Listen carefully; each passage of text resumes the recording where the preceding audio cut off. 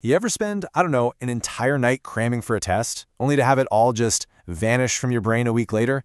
Yeah, we've all been there. It turns out the problem isn't usually how long you study, but how you're doing it. So today, we're going to totally transform your approach with some proven, brain-friendly techniques that get you way better results in way less time.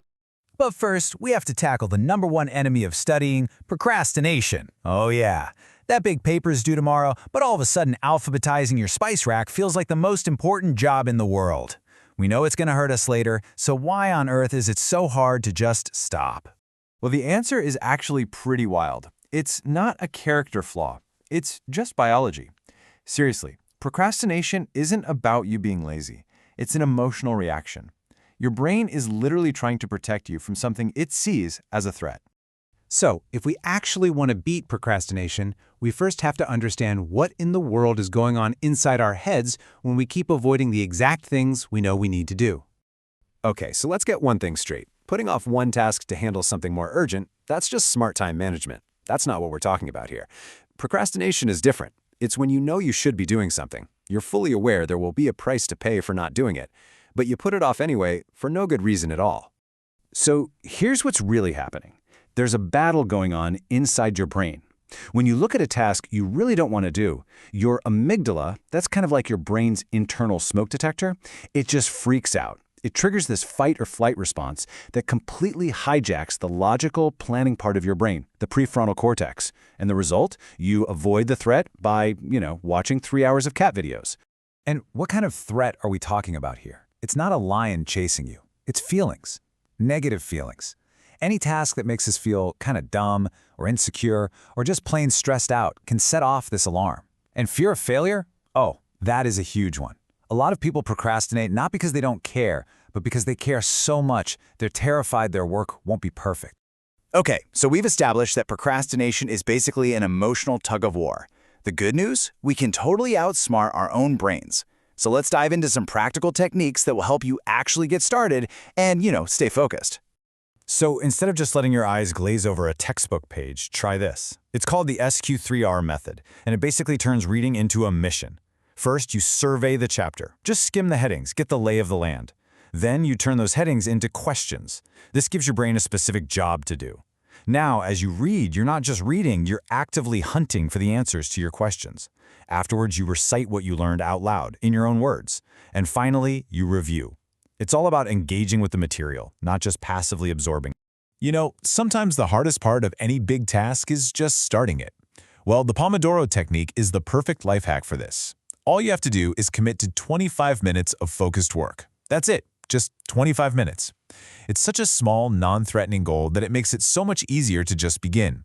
That short burst of focus is followed by a little 5-minute break, which helps break down these huge, overwhelming projects into something your brain can actually handle. All right, great. You've actually started studying, but how are you taking notes?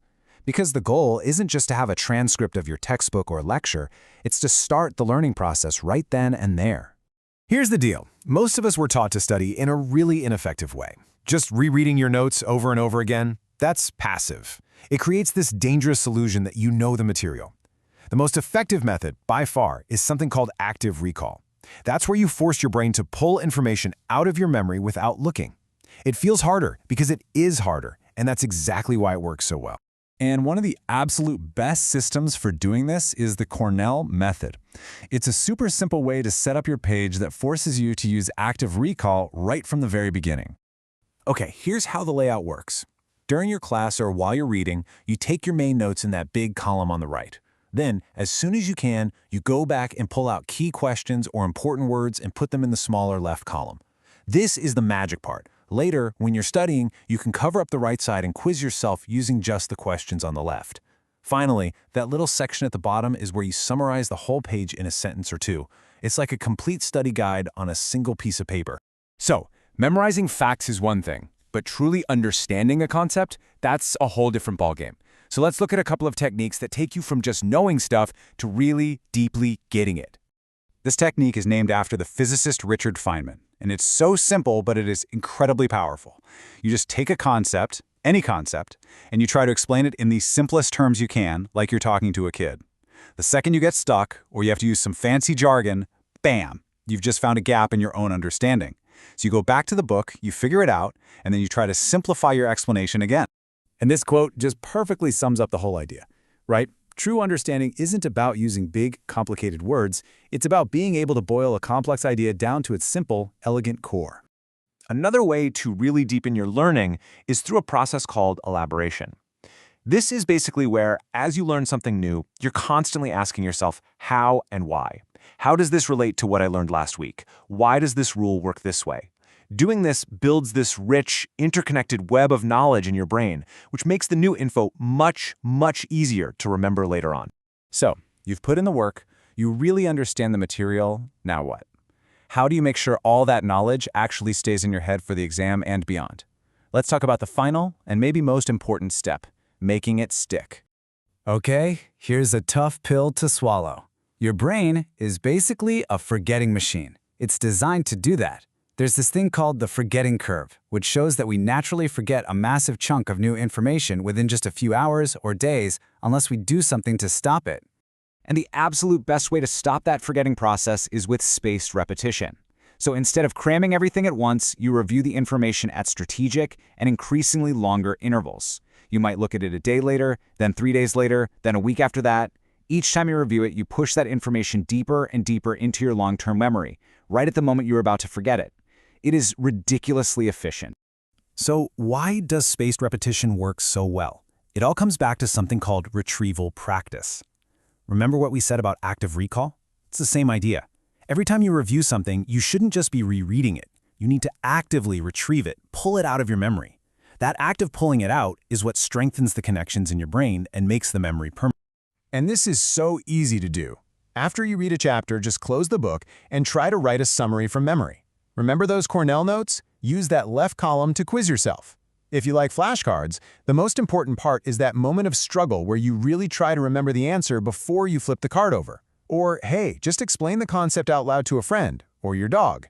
It all works. These little things make a huge difference.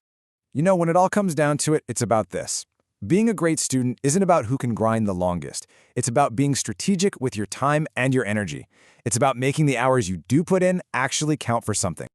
Wow, okay, we've covered a lot. We went from understanding why we procrastinate to using tools like Pomodoro to get started, all the way to techniques like Feynman and spaced repetition to really learn and remember. But, knowing this stuff is only half the battle. So, looking at everything we talked about, which one of these are you going to try in your very next study session? Just pick one. Give it a shot and start your journey to studying smarter, not harder.